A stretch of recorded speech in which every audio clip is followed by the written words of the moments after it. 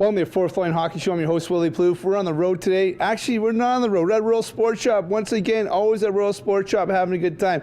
Usually I have my co-host here with Gerald Hasbeek with me. Gerald's not here. We got manager Kyle Hunton. Kyle, how are you today? Pretty good, Willie. How are you? I'm doing great. Today's show is a good show talking all about equipment. You know, people buy so many equipment, hockey gear, they buy the wrong stuff. Yeah, that is pretty common. A lot of times people will come in, they don't know how equipment's supposed to fit. They sometimes buy too big or too small, and ill-fitting equipment's a quick way to lower your performance. Yeah, today we're going to have a guy come in, we're going to, Nicky Cooper, who works there. We're also going to be a hockey model. We're going to dress him right from head to toe, right from the gear, from bottom, the shin pads, the pants, skates, owl pads, helmet, everything. It's so important, Kyle, that we have the proper gear that fits when you play hockey. Absolutely it is, Willie. If you're wearing equipment that doesn't fit you properly, number one, you're not going to be comfortable. If you're wearing ill-fitting equipment, number two, you're not going to perform very well. And number three, and probably most importantly, is the safety issue. If you're wearing equipment that doesn't fit you properly, you leave yourself more open to injuries and taking a bad hit or falling and hurting yourself. So many times that, you know, individuals or kids are handed equipment down from their bigger brothers and or sisters, whoever, they pass down from top to bottom, and that's what ends up happening. They end up wearing the gear that, you know, it's kind of outdated, it's kind of beat up a little bit. It still works, but it doesn't fit. And one of the most important things about playing hockey is you have to be comfortable when you're on the ice. Absolutely. I mean, a lot of people worry about what equipment they're wearing, you know, the brand or the model, but fit is paramount. If you don't have equipment that fits you properly, you're not going to enjoy your experience out on the ice. Today's show is going to be great, talking about, you know, I was a newbie parent one time. I played some hockey. We're just going to make sure that, you know, everyone, this show is all about, you know, awareness, making sure that you have the proper gear that fits you and how to put it on properly. Once you get a little bit older, Kyle, different players put their gear on differently, but we're going to do the standard type of when you get dressed, pretty informational.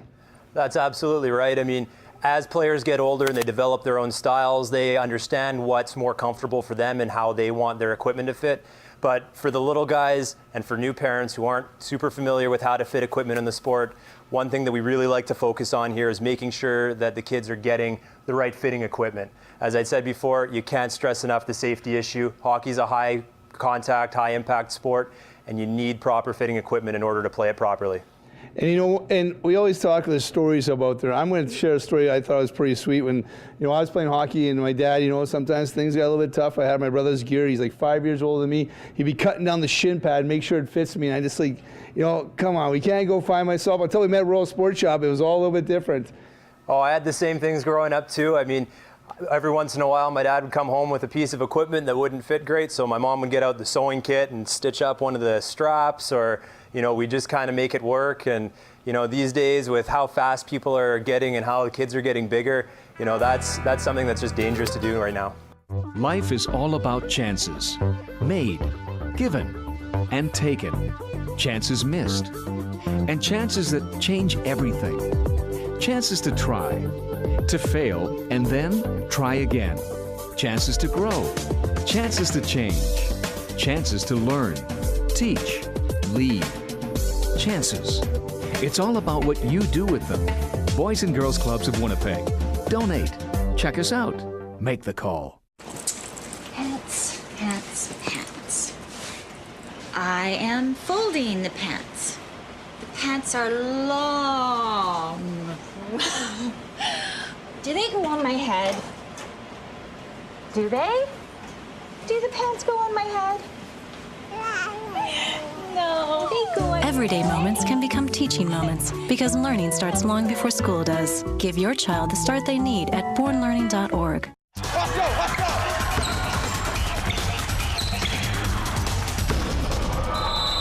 Oh! Great job, great job. We got one place to make this count. I touched the ball before it went out, Coach. Come on, Alex, the ref did not call that. It's the championship game. I touched it. It's their ball. Don't foul them when they inbound. Alex. Good call. Sportsmanship. Pass it on. I'm a runner and I love to run. Amanda's my friend. Arthritis means she can't always run, so I'm doing it for her to fund the quest to find the cure. You can take part. You can run, you can walk, you can trek in some pretty amazing places. The Arthritis Society makes it simple. Amanda makes it important. Check our website. How far would I go? I'd go anywhere to fight arthritis.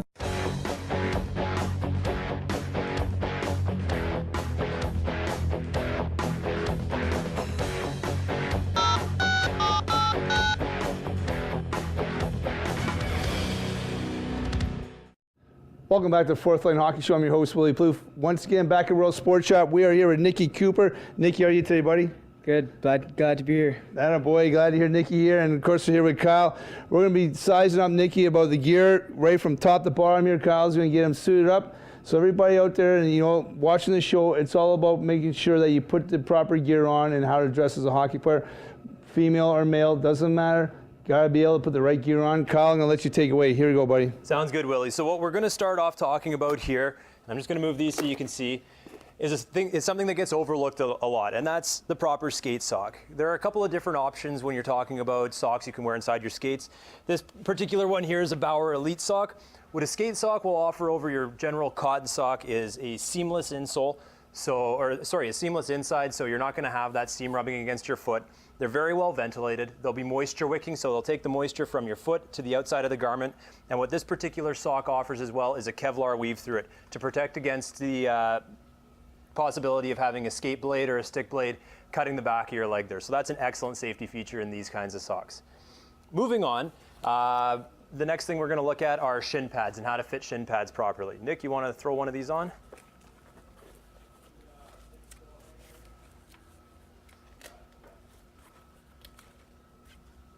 So when we're talking about fitting shin guards, there's a couple of things that you want to look at. First and foremost, you want to make sure that your knee is sitting right inside the center of the knee cup here. When Nick's got it all geared up here, bend your knee, Nick. So you can see his knee sitting right inside of the knee cup. That's going to give you optimal protection. Also, you want to look at the length of the shin pad. Now, the best way to tell is to put the shin pad on with your skates. I know some players like to go tongues in. Some players are a little more styling. They like the tongues out. Depending on where you like the tongue of your skate is going to dictate kind of the length that you want on the shin pads. But primarily a good rule of thumb is around where the top of the tongue of your shoe is going to sit. You need shin pads, of course, but one thing we cannot forget that Nicky's not sporting is the jock. We got to make sure we have the proper size jock on because you never want to get nailed there, or a Jill. The girls also make sure they have a Jill, right? Nicky's not sporting that for sure. We know he's going to be sporting a jock, but we're going to go from there. Kyle, take it away again, big guy. All right, next up, Nick's going to want to pop on his hockey pants. So when we're talking about fit on hockey pants, when you have the pants on and done up comfortably around the waist, as Nick's doing right here, the thing you want to look at is how the pant interacts with the shin guard. Typically, if you're not wearing shin pads, you're going to want the pant around the middle to top of your kneecap, just so that it's not going to get in the way and interfere with your shin pads. Middle of the kneecap's good for those growing guys. It gives you a little bit of room to grow. Top of the kneecap if you stopped growing. Nick, you can bend your knee all right there. It's not interfering with the shin pad at all. You see the top kind of pops up there, but if you've got your hockey sock on, it's going to hold that in. Kyle, very important, right, with the pants. You see a lot of young kids wearing their brother's pants or sister's pants that are way too big, and they're coming down over here. That's a no-no, right? You can't. Absolutely. You can't bend your knees. Absolutely. If your pants are too low, you're not going to be able to bend your knees. You're not going to be able to skate in a very comfortable or efficient manner. Awesome. So moving on from the pants, I think next up we've got the shoulder pads. Nick, you're doing a great job, buddy. So there's a lot of common misconceptions when it comes to fitting shoulder pads. One thing in particular that a lot of people put way too much emphasis on is how low the shoulder pad is going. The primary objective of a shoulder pad is to protect, you guessed it, the shoulders. So the thing you want to look at when you're looking at sizing on a shoulder pad is where the shoulders fit inside the shoulder cups. Ideally, the proper fitting shoulder pad is his shoulder fitting right in the center of that shoulder cup. If his shoulder's sitting too high or too low, then you run the risk of the shoulder pads sliding or shifting if he's going into the boards and his shoulder not receiving the optimal protection that you get in the cup. When you're looking at the length of the shoulder pad, just about every shoulder pad these days comes with a removable belly pad. So if your shoulder pad's a little long and interfering with your pants, you can take that off. If you've got a little bit of a gap, you can put it back on and it'll protect you right there from getting sticks or possibly a puck in the gut. Once again, Kyle, like the shoulder pads, you see it, and I keep saying that because you see it all the time, where guys or girls are wearing shoulder pads that are way too big. You got the shoulder sitting right here, the pad's sitting right here, and that's not protecting anything. That's going to cause, you know, damage in the long run. Absolutely, that's 100% correct. If your shoulder's not sitting within that cap, you run all sorts of risks of shoulder injuries. I know from personal experience, I've had a couple. There's some bones sticking out there that I won't show you right now, but that came from an ill-fitting pair of shoulder pads and me going into the boards awkwardly. Like the cap inside the cup, that's something, CC, right? Just Absolutely. remember, right inside there. That's a good call. So Nick, you want to throw on the elbow pads? One nice feature about Nick's base layer gear he's wearing is it's got some silicone sticky grips so that it holds on to your elbow pads. That's something you always want to look for, just so your elbow pad's not sliding around on your undergear. So when you're looking to fit an elbow pad, number one, similar to the shin guard and the shoulder pad, you want that elbow to be sitting right inside the center of the shoulder, or the elbow cup there. Beyond that, you want to take a look at the top and make sure that the top of the shoulder pad is not interfering too much with the elbow pad here. If there's too much overlap, it's not going to be comfortable. You're not going to have a great amount of movement. Conversely, you want to make sure it's coming pretty close here so you don't have a big gap where you could be open to slashes or cross checks. When you're looking at the bottom of the elbow pad, it's a good idea to throw on a pair of gloves to see what your gap's going to be looking like there. So as you can see here with Nick, there's minimal gap between the elbow pad and the hockey glove, which means he's going to be getting maximum protection in this area without the glove interfering with the elbow pad. Back, you know, defensemen, some tricks of the trade of defensemen. You kids, you don't do this, but some guys are playing junior that a lot of guys actually, you know, you get some great hacks. They look where their break is right here, and they give you a nice two-hander right in front of the net. Usually the gloves back in the day weren't this long, and the elbow pads never came down, so there's always room to put a good hack in there. That's a no-no nowadays. Absolutely. And then the last thing that you want to look at while you're talking about gloves is you want to make sure you're able to hang on to and grip a hockey stick. So whenever you're trying on gloves, grab a stick off the wall, make sure you're able to hold on to it well, and it's comfortable in your hands. Another important piece of equipment is the neck guard. So every kid wants to make sure that they have a proper fitting neck guard before they step out on the ice. The primary function of a neck guard is to protect your neck from any skate or stick cuts that may result. So they are all reinforced to protect against that. So if you're looking for fit on a neck guard, you want it to be nice and comfortable around the neck without being too loose. This is a good fit on Nick. It's not choking him, it's not hanging off him, it's sitting exactly where he wants it to sit for optimal protection. You know, like, it's funny, in Canada, there's some rules down south, the kids don't wear neck guards, and that's amazing how they don't wear them, because, you know, a stick can come up, a skate can come up, man, you cut that jugular, you're in big trouble. Absolutely. You can't see Nick on helmets. Nicky's not putting a helmet on, but when he has a helmet on and a cage, of course, until he plays junior and that, we have to have the old mouth guards, right? Two types of mouth guards we have here is the one where, boom, you know, it doesn't tie your helmet. They're Boyle mouth guards, and this one here also, you know, you can clip on your helmet so you don't lose it. I know how many times my little guy's lost his mouth guard. This way they're not going to lose it. Mouth guard is always important too, right, Kyle? Absolutely. Mouth guards are incredibly important to protect your teeth and to protect you from impact of jarring your jaw. As you kind of touched on, Willie, all mouth guards these days are boil and bite, which means you boil them in hot water, you pop them into your mouth, and they mold right around your teeth for a very comfortable fit. Pants, pants, pants. I am folding the pants. The pants are long. Do they go on my head? Do they? Do the pants go on my head? No. They go on. Everyday moments can become teaching moments because learning starts long before school does. Give your child the start they need at bornlearning.org. Come on, I haven't got all day here. Next! While we're still young. Hey. What? Great sandwich. Thanks. Compliments. Pass them on. Get out of here.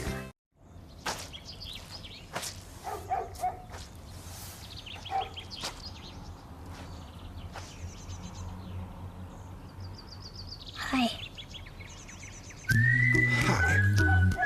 Patience. Pass it on. A message from the Foundation for a Better Life. I'm a runner and I love to run. Amanda's my friend. Arthritis means she can't always run, so I'm doing it for her. To fund the quest, to find the cure. You can take part. You can run, you can walk, you can trek in some pretty amazing places. The Arthritis Society makes it simple. Amanda makes it important. Check our website. How far would I go? I'd go anywhere to fight arthritis. I'm here to teach you about playing safe. Wesley lost his hand in a machinery accident. Now he gives Play Safe presentations at schools to warn kids that accidents can happen anywhere. Play safe! Yeah! Play safe!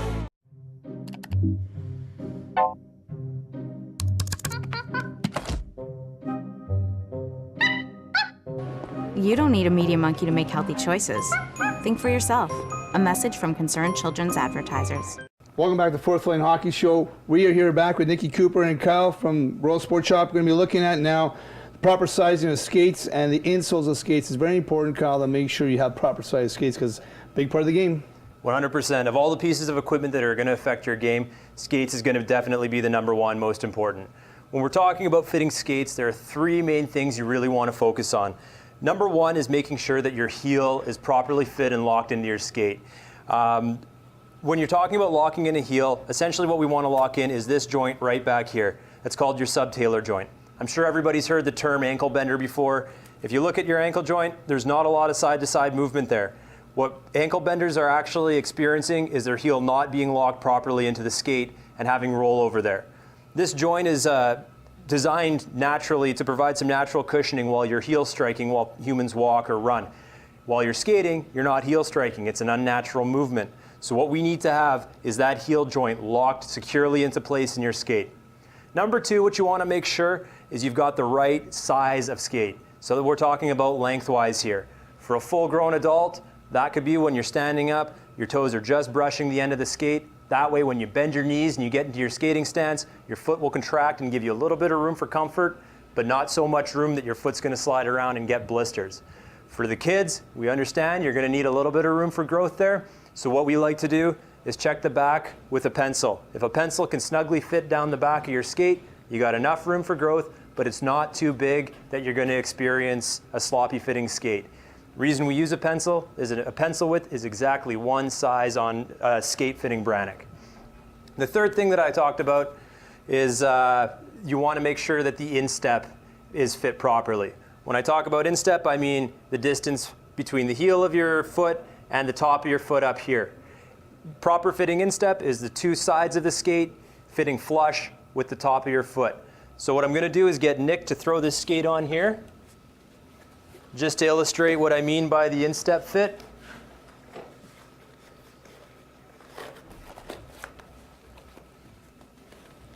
And that's what Cal talked about earlier. Different players like to put either the tongue underneath or the tongue out. So yeah, we can see that Nick's shin pads work really well with this skate. On this one here, Nick, I'm going to get you just to pull the tongue right out so we can see the top of your foot. You may need to pull up the shin pad a bit.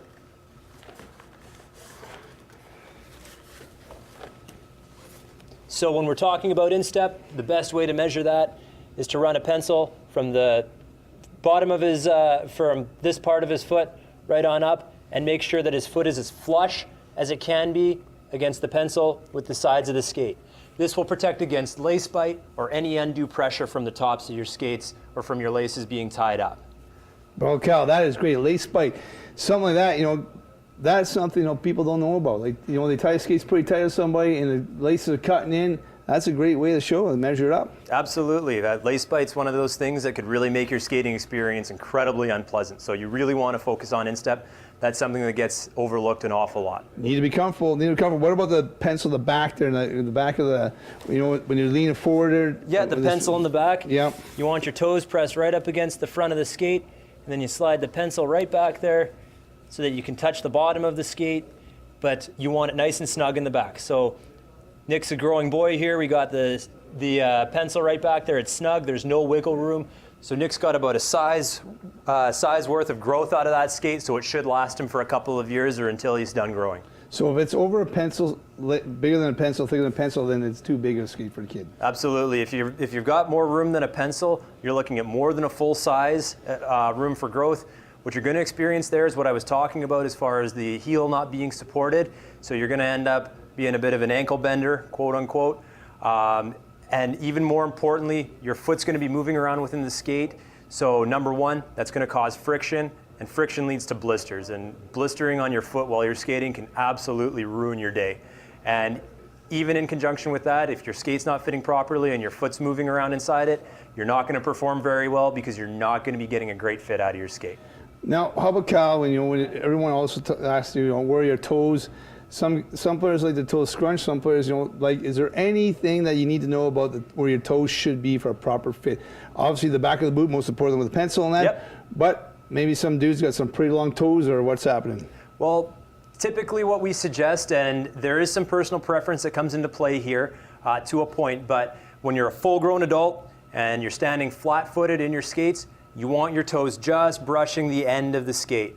That way, as I said earlier, when you bend your knees, your feet will contract a little bit and your toes will pull off the end. So you'll have that little bit of room for comfort, but not so much room that your foot will be sliding around. Now, some guys do like a really tight fitting skate, so they do like their toes to be crunched up against the end. Some guys just can't handle that feeling of their toe brushing up against the end. So the next half size down where it's just off is usually okay. But if you're doing that and your foot's pulling away from the front of the skate, you're going to want to use the pencil test on yourself just to be sure that you've got the right size on your skate and it's not too big. One thing that gets overlooked an awful lot when you're sizing and fitting skates is the insole that you're using. We do carry a couple of different types of insoles here at Royal Sports. The first one I'll show you is just your basic insole. This comes within most skates. It's essentially just a piece of foam that's in there for comfort for the bottom of your foot. It doesn't really offer you any sort of support. The next one we're going to look at is a Cetus insole that's designed by Graf. The advantages to this insole is that they offer you a little bit more, or quite a bit more arch support and a very defined heel cup. So that can help to lock your foot and lock your heel into the back. The really important part, which makes this insole designed specifically for hockey and for skating, are the ridges here within the arch. While you're skating, your arch does flex on your foot. So what these ridges do is they allow for that natural flex to occur. So they're not going to hold your foot super rigid, but they will still support all of the small muscles within your foot to allow them to work in conjunction with your larger muscles. The advantage to an insole like this is it helps to reduce fatigue because your small muscles are working with your large muscles and your body is naturally being supported, so it adds stability as well. And the third and final insole that you can have a look at is the custom insole. This is what a custom insole looks like before it's been molded. The advantages to a custom insole is they will form completely custom to the bottom of your foot. So this one is what the product looks like before it's been molded. This here is your finished product after we've had it mold to the bottom of your foot. So what this does is it totally forms to the bottom of your foot. Best way to describe it, when you put your foot in your skates, you know these are your skates. They've got your foot already in the power position, so the position that your feet are in while you're skating. And when you step out onto the ice, you're already in that position, so it doesn't take that extra couple of strides to get going. You're immediately there. It will provide you with maximum support, maximum comfort, and maximum stability. That's most important. That, you want to be really comfortable when you have your boot on. When you have your skate on, I say boot. When you have your skate on, you want to make sure the insoles are fitting properly. You have the proper socks on, and your skates are most important part of the gear. If your feet aren't comfortable, it's like your walking shoes. They have to be sitting good. Let's go, let's go!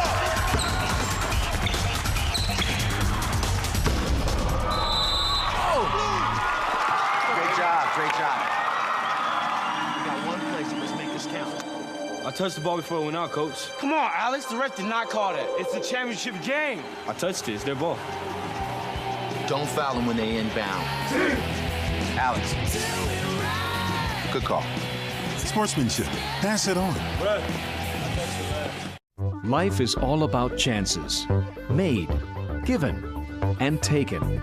Chances missed. And chances that change everything. Chances to try, to fail, and then try again. Chances to grow. Chances to change. chances to learn, teach, lead.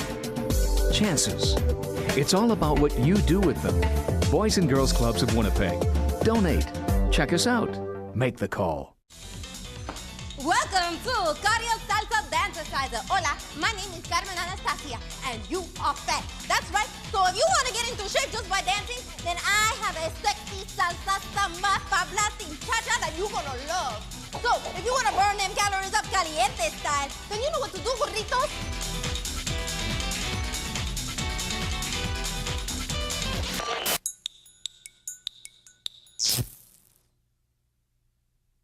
What makes us human? I think it's our ability to be kind. Being human? It's about caring. Being generous. Showing compassion. Some of the animals who provide our food spend most of their life in cages so small they can barely move. Being human means treating others well, no matter who they are. Help encourage the food industry to find a better way. Visit humanefood.ca. All right, the next thing we're going to talk about is the latest innovation in hockey helmets, and that's the Bauer React helmet. The thing that makes this helmet so special and so much different from any other helmet out there is the suspended liner that they have built into here. What this liner helps to protect against is rotational force impact. All helmets will protect against direct force impact, which is basically that, so the helmet directly impacting either the boards or the ice. But what rotational force is more common in the contact game. That's a head colliding with somebody's shoulder, which happens a lot in body checks. So what this suspended liner does is it really helps to reduce the impact that the head ends up receiving from a rotational force impact. It also utilizes all the very best in foams and protection as far as shock distribution and impact protection go, and is a sleek looking helmet with a very easy to adjust system, which I'll show you right now on Nick. So when you want to adjust the helmet, you just pop up this little lever on the back. That'll help to adjust it lengthwise. And then the next thing you want to check is this dial on the back here. That'll help snug up this pad here under the back of his head. It's called an occipital lock because it locks into the occipital joint on the back of your head. So we'll get this on Nick. Easiest way to get a helmet to fit properly is to open it up, make it as big as it's going to get, pop it on your guy's head, and then just slide it in. Nick, let me know when that's comfortable. That's good? Then you pop the back snap into place, and then the next adjustment is the dial on the back. You want to make sure that you've got it snugged right up, nice and tight against the back of his head. When a helmet's on, you shouldn't have a whole lot of movement. It should be locked nicely onto his head so that it fits him perfectly. The best helmet out there is the helmet that offers the most protection, that fits your guy the very best. That's how you fit a helmet. Well, Kyle, what a great show. I want to thank you for doing everything with us, guys. Manager Kyle here at Royal. What a great day it was today. We showed everybody here from the top to bottom on the gear, from the helmet, Nikki Cooper, our model, helping out, from the shoulder pads, elbow pads, the pants, the shin pads. Most important, skates, you gotta be comfortable. Everybody out there, if you have any questions, make sure you ask somebody. Check on the internet, find out what fits. Make sure you have things that fit you properly, because hockey is most important. Kyle, I want to thank you for coming out, taking care of us guys here at Fourth Line Hockey Show. No problem, Willie. Nikki, my pleasure. Thank you for helping us out. And you know what? Next week we're gonna have some more interesting things. So tune in. I think we'll be talking to some Team Manitoba hockey players, Team Canada players. See you all next week.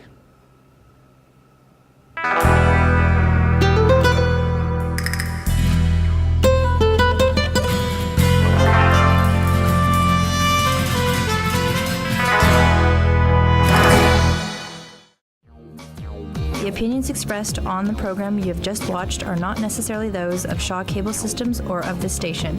Through our access policy, we provide the opportunity for community groups and individuals to express their points of view.